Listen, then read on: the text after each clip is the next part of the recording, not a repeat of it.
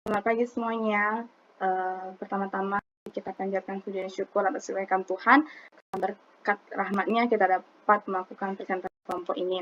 Baik, sebelum kami memulai presentasi kelompok kami, izinkan kami memperkenalkan anggota kelompok kami, yaitu ada Adelina Novrianti, Evrilia Liberta, Risa Aurelia, Raihan Fadli, dan Faisya. Kami dari kelompok 6 akan mempresentasikan materi mengenai memahami GCG dan penerapan GCG dalam konteks penerapan etika. Tanpa berlama-lama, langsung saja materi pertama oleh Adel.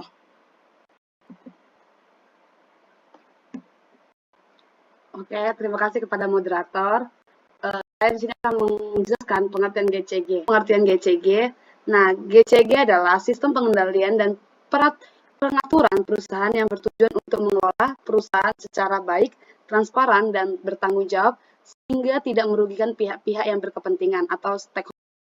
Nah, adapun menurut Indra Surya, GCG itu berkaitan dengan pengambilan keputusan yang efektif melalui budaya organisasi, nilai, sistem, dan proses perusahaan untuk mencapai bisnis yang efisien serta saya akan menjelaskan pengertian GCG. Nah, GCG itu sendiri adalah sistem pengendalian dan pengaturan perusahaan yang bertujuan untuk mengelola perusahaan secara baik, transparan, dan bertanggung jawab sehingga tidak merugikan pihak-pihak yang berkepentingan seperti stakeholder. Nah, menurut Indra Surya, GCG ini berkaitan dengan pengambilan keputusan yang efektif melalui budaya organisasi, nilai, sistem, dan proses perusahaan untuk mencapai bisnis yang efisien serta bertanggung jawab terhadap stakeholder. Nah, selanjutnya ada menurut Ahmad Daniri. Nah, GCG itu adalah pola hubungan, sistem, dan proses yang digunakan oleh organ perusahaan seperti direksi, dewan komisaris, dan RUPS untuk memberikan nilai tambah kepada pemegang saham secara berkelanjutan dengan tetap memperhatikan kepentingan stakeholder lainnya. Nah, secara sederhananya, GCG itu dapat diartikan sebagai tata kelola perusahaan yang baik agar perusahaan tersebut berjalan secara jujur, adil, transparan, profesional. Nah, materi selanjutnya itu ada prinsip GCG, yang dimana pertama itu ada transparansi. Transparansi itu di mana perusahaan harus memberikan informasi yang jelas, akurat, dan tepat waktu kepada pihak yang berkepentingan. Nah, transparansi itu penting agar tidak terjadi penyembunyian informasi dalam pengelolaan perusahaan. Nah, yang kedua ada akuntabilitas, di mana perusahaan tersebut harus memiliki kejelasan fungsi, tugas, dan tanggung jawab setiap bagian organisasi sehingga pengelolaan perusahaan tersebut berjalan dengan baik. Nah, yang ketiga ada responsibilitas, di mana perusahaan harus mematuhi peraturan perundang-undangan serta bertanggung jawab terhadap masyarakat dan lingkungan sekitar. Nah, yang keempat ada independensi, perusahaan tersebut harus dikelola secara profesional tanpa adanya benturan kepentingan atau tekanan dari pihak tertentu. Nah, yang terakhir ada kewajaran dan kesetaraan. Nah, perusahaan tersebut harus memperlakukan seluruh pihak secara adil, baik pemegang saham, karyawan, maupun pihak lainnya. Sekian materi dari saya kembalikan kepada moderator. Ini pengertian etika bisnis dan profesi. Nah, etika bisnis dan profesi itu merupakan pedoman moral yang digunakan dalam menjalankan kegiatan bisnis maupun pekerjaan yang profesional, yang dimana itu etika membantu seseorang atau perusahaan untuk bertindak sesuai dengan nilai-nilai kebaikan, kejujuran, dan tanggung jawab serta keadilan dalam setiap aktivitas kerjanya. Nah, gimana sih konsep dan prinsip etika bisnis? Yang pertama tuh konsep etika bisnis itu kan, etika bisnis adalah seperangkat nilai, norma, dan aturan yang mengatur perilaku pelaku bisnis agar menjalankan usaha secara benar dan bertanggung jawab. Kemudian tidak hanya mencari keuntungan. Dalam etika bisnis ini tuh tidak hanya mencari keuntungan, tapi juga memperhatikan kepentingan seperti konsumen, karyawan, dan lingkungan sekitarnya. Nah, apa aja sih prinsip-prinsip utama dalam etika bisnis? Yang pertama itu ada kejujuran, yang dimana itu menyampaikan informasi secara benar dan tidak menipu konsumennya. Yang kedua itu ada tanggung jawab, yaitu siap menerima konsekuensi dari setiap keputusan bisnis. Yang ketiga itu ada keadilan, yaitu memperlakukan semua pihak secara adil tanpa diskriminasi. Yang keempat itu adalah integritas, yang dimana menjaga konsistensi antar perkataan dan tindakan. Yang kelima itu adalah loyalitas, yaitu memiliki komitmen terhadap perusahaan dan pekerjanya. Selanjutnya itu ada hubungan GCG dengan etika bisnis. GCG dan etika bisnis memiliki hubungan yang sangat erat karena keduanya sama-sama mengajarkan pentingnya perilaku yang baik, jujur, dan bertanggung jawab dalam menjalankan kegiatan bisnis. Etika bisnis menjadi dasar moral dalam penerapan GCG.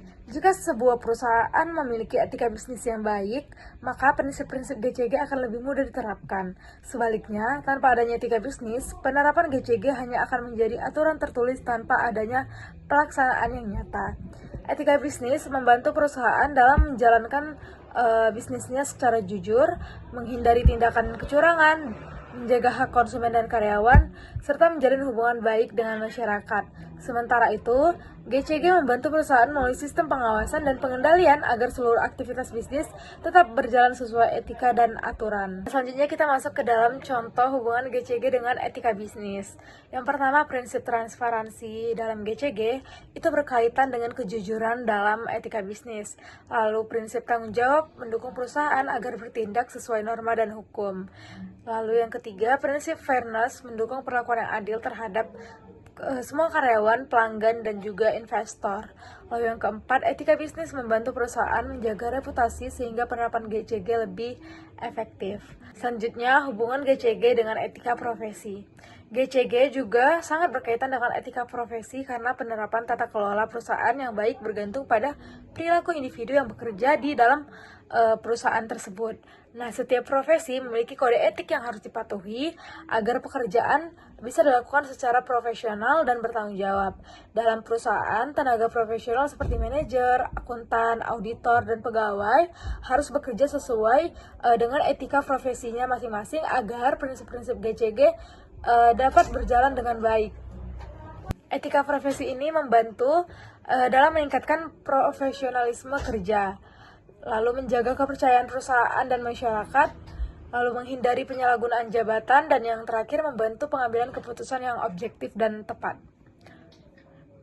Nah, selanjutnya contoh hubungan GCG dengan etika profesi. Yang pertama itu auditor harus bekerja sama secara independen agar hasil audit dapat dipercaya. Lalu akuntan harus membuat laporan keuangan secara jujur dan sesuai standar. Lalu manajer harus bertanggung jawab terhadap keputusan yang diambil, dan yang terakhir pegawai harus menjaga kerahasiaan data perusahaan. Nah, adapun manfaat penerapan GCG, etika bisnis, dan etika profesi, yang pertama, meningkatkan kepercayaan investor dan konsumen. Lalu yang kedua, menjaga reputasi dan citra perusahaan. Yang ketiga, mengurangi risiko kecurangan dan korupsi. Yang keempat, menciptakan lingkungan kerja yang sehat dan profesional. Lalu yang kelima, membantu perusahaan bertahan dalam jangka yang panjang. Dan yang terakhir, meningkatkan kualitas pelayanan dan kinerja perusahaan. Baik, saya akan menjelaskan tentang penerapan GCG dalam etika bisnis.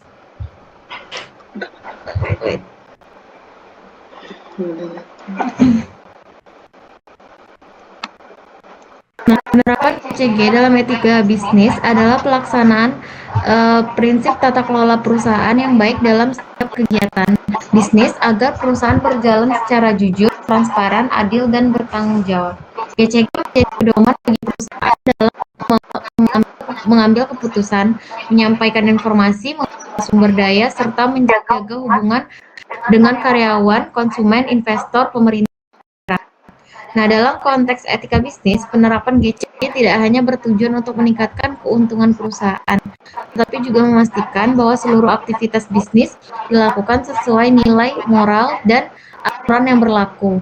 Dengan adanya GCG, perusahaan dapat menghindari tindakan tidak etis seperti korupsi, manipulasi laporan keuangan, penyalahgunaan jabatan, dan perlakuan tidak adil terhadap pihak lain.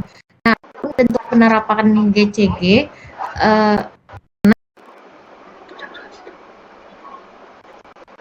Ada untuk penerapan GCG dalam etika bisnis. Yang pertama yaitu menyampaikan informasi secara terbuka dan benar. Nah, maksudnya itu perusahaan harus memberikan informasi yang jelas sesuai kenyataan kepada pihak yang membutuhkan, seperti karyawan, konsumen, investor, dan masyarakat. Nah, informasi tidak boleh ditutup-tutupi, dilebih-lebihkan, atau dibuat seolah-olah perusahaan selalu baik. Contohnya, jika perusahaan mengalami masalah keuangan atau penurunan kinerja, maka informasi tersebut harus disampaikan dengan jujur agar tidak menyesatkan pihak lain.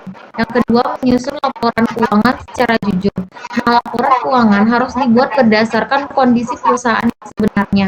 Perusahaan tidak boleh memalsukan data, menaikkan laba, dan menyembunyikan kerugian atau mengubah angka agar terlihat lebih baik. Hal ini penting karena laporan keuangan biasa digunakan oleh investor, pemilik perusahaan, dan pihak lain untuk mengambil keputusan. Kalau laporan keuangan tidak jujur, maka banyak pihak yang dirugikan. Nah, yang ketiga yaitu membuat kode etik perusahaan. Nah, kode etik adalah aturan atau pedoman perilaku yang harus dipatuhi oleh seluruh orang di perusahaan, mulai dari pimpinan sampai karyawan. Nah, kode etik ini membantu mereka memahami mana tindakan yang benar dan mana yang tidak boleh dilakukan. Contohnya, aturan untuk tidak menerima suap, tidak menyalahgunakan jabatan, menjaga rahasia perusahaan, dan bekerja dengan jujur. Dengan adanya kode etik perilaku dalam perusahaan lebih terarah. Yang keempat yaitu melakukan pengawasan internal. Nah, pengawasan internal berarti perusahaan harus mengontrol dan memeriksa kegiatan di dalam perusahaan secara rutin. Tujuannya agar tidak terjadi kecurangan, korupsi, penyalahgunaan jabatan, atau pelanggaran aturan. Misalnya, perusahaan memeriksa laporan keuangan, mengawasi pekerjaan manajemen, dan memastikan setiap bagian bekerja sesuai tanggung jawabnya. Dengan pengawasan yang baik, masalah bisa dicegah sebelum menjadi lebih besar.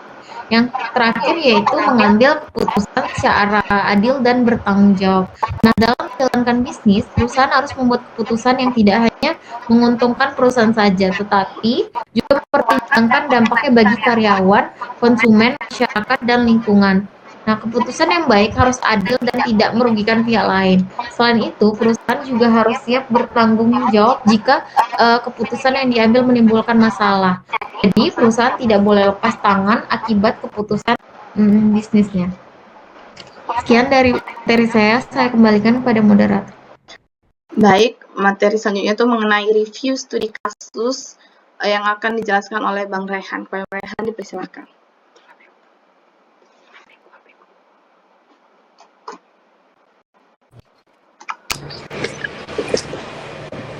Baik, kali ini saya akan review studi kasus, yaitu CEO Education and the Ability to Raise Capital. Yang pertama ada latar belakang. Artikel CEO Education and the Ability to Raise Capital, karya Dimitrios Gounopoulos, Georgios Lakopoulos, Anagiotis Lakopoulos, membahas pengaruh pendidikan CEO terhadap keberhasilan perusahaan dalam memperoleh modal melalui IPO atau Initial Public Offering. Penelitian ini terbelakangi oleh tingginya ketidakpastian investor terhadap perusahaan yang baru pertama kali masuk pasar modal. Sebagian besar perusahaan IPO masih tergolong muda, memiliki riwayat operasi yang pendek, dan informasi yang tersedia masih terbatas, sehingga investor membutuhkan indikator tambahan untuk menilai kualitas perusahaan. Dalam kondisi tersebut, pendidikan CEO dianggap dapat menjadi sinyal penting bagi investor untuk mengenai kualitas manajemen dan prospek perusahaan. Next, yang kedua, ada tujuan penelitian. Penelitian ini bertujuan untuk, yang pertama, menguji pengaruh pendidikan CEO terhadap IPO underpricing. Yang kedua, untuk mengetahui apakah pendidikan CEO dapat menjadi sinyal kualitas perusahaan investor. Yang ketiga, untuk mengetahui apakah pengaruh pendidikan CEO lebih kuat pada perusahaan dan transparansi informasi rendah. Next. Yang ketiga, teori yang digunakan.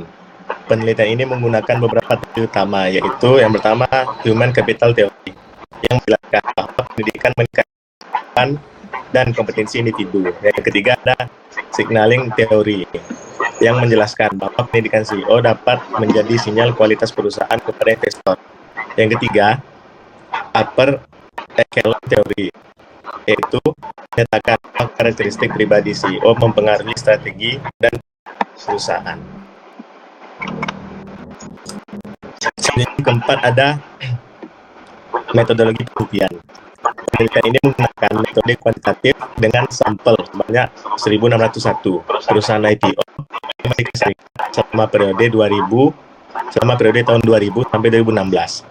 Data ini diperoleh dari berbagai sumber seperti SDC Platinum, Compustat, CRSP, SCC Edgar, dan BoardX. Peneliti mengumpulkan data pendidikan CEO secara manual dari prospektus IPO dan mengelompokkannya menjadi 3 kategori utama, yaitu pendidikan sarjana, pendidikan magister, dan pendidikan doktoral. Selanjutnya yang kelima ada penelitian. Hasil penelitian menunjukkan bahwa pendidikan CEO memiliki pengaruh negatif terhadap IPO underpricing. Hal ini berarti bahwa perusahaan yang dipimpin CEO dengan pendidikan tinggi dan berasal dari universitas bergengsi cenderung memiliki tingkat underpricing lebih rendah. Investor menilai CEO berpendidikan tinggi sebagai individu yang lebih kompeten dan mampu mengelola perusahaan dengan lebih baik, sehingga perusahaan tidak perlu memberikan diskon harga saham terlalu besar saat IPO. Yang keenam ada kelebihan penelitian. Kelebihan penelitian di antara lain adalah sebagai berikut. Yang pertama, menggunakan jumlah sampel yang besar, menggunakan data CEO dikumpulkan secara detail dan manual, menggunakan metode analisis yang kuat dan kompleks, dan memberikan kontribusi penting dalam bidang corporate governance dan modal. Yang ketujuh, ada kelemahan penelitian.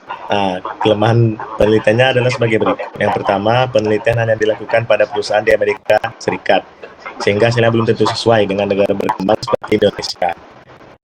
Pendidikan CEO bukan satu-satunya faktor yang menentukan keberhasilan IPO, karena pengalaman, kepemimpinan, dan karakter pribadi CEO juga berpengaruh. Dan penilaian kualitas universitas berdasarkan top 20 bersifat subjektif.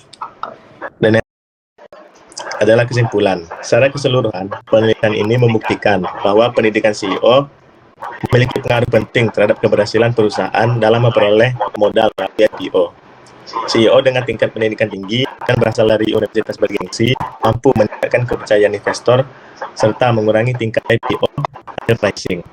Pendidikan CEO juga berfungsi sebagai sinyal kualitas perusahaan yang dapat mengurangi asimetri informasi di pasar modal. Oleh karena itu, penelitian ini memberikan implikasi penting bagi investor perusahaan emisi mengenai pentingnya kualitas sumber daya manusia dalam praktik corporate governance. Baik, sekian materi yang dapat saya sampaikan. Saya kembalikan.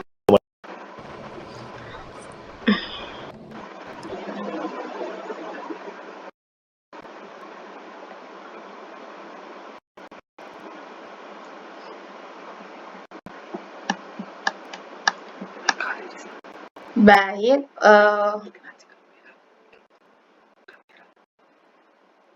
untuk kesimpulan akan dibacakan oleh Adelina. Pada Adelina dipersilahkan. Oke, kesimpulan yang dapat saya sampaikan dari kelompok kami, GCG merupakan sistem tata kelola perusahaan yang bertujuan menciptakan pengelolaan perusahaan yang baik, transparan, adil, dan bertanggung jawab. Prinsip-prinsip GCG seperti transparansi, akuntabilitas, responsibilitas, independensi, serta kewajaran menjadi dasar penting dalam menjalankan perusahaan secara profesional.